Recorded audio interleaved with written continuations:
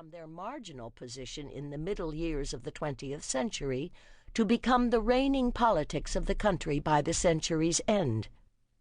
Historians and social critics often explain the successes of conservative politics by pointing to the backlash against the victories of the social movements of the 1960s, the cultural reaction against the radicals who fought for civil rights, feminism, and gay and lesbian rights, and who protested against the Vietnam War.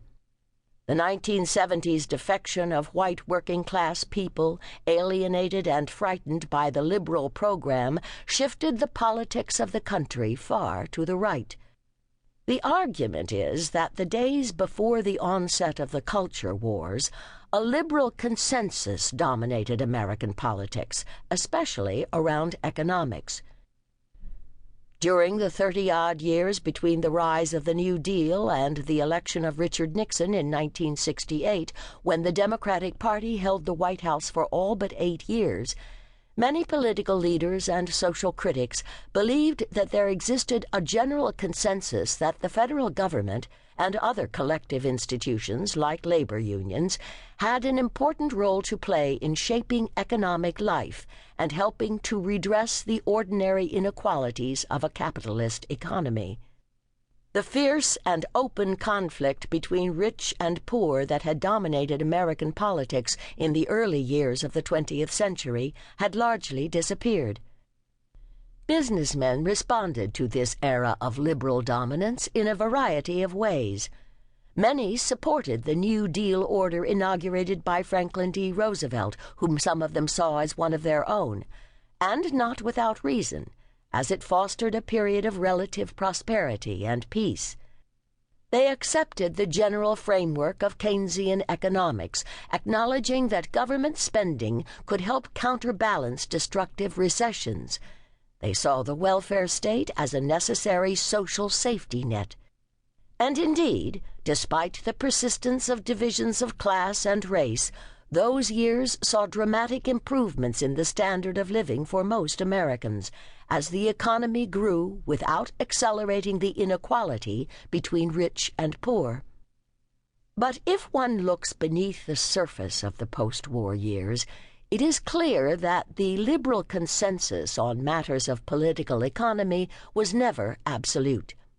Even at its zenith, liberalism was far less secure than it appeared to be. And one of the main challenges it faced began with those few prominent business leaders who were outraged by the New Deal, which they saw as a fundamental challenge to their power and their place in American society. Their antagonism toward the economic order it created never fully abated. Rather, these impassioned, committed individuals found ways to nourish their opposition, to resist liberal institutions and ideas, and to persuade others to join in fighting back, until the liberal order began to falter and they could help to bring about the slow and pervasive revolution that would culminate in Reagan's victory in 1980. This book is about those determined few, those ordinary businessmen, and I use the word advisedly, for they were mostly men, from companies of different sizes and from various industries, who worked for more than 40 years to undo the system of labor unions, federal social welfare programs, and government regulation of the economy that came into existence during and after the Great Depression of the 1930s. These were men who supported and helped to formulate the economic agenda of the conservative movement. They are not the all-knowing, all-seeing caricatures of conspiracy theory. They were people who sought to build a political movement, who faced difficulties and setbacks, who often disagreed with each other about the right course of action, and who could not control the circumstances under which they worked. But it is essential to understand them, their ideas, their motivations, and their strategies, since, after all, the most striking and lasting victories of the right have come in the realm of political economy rather than that of culture.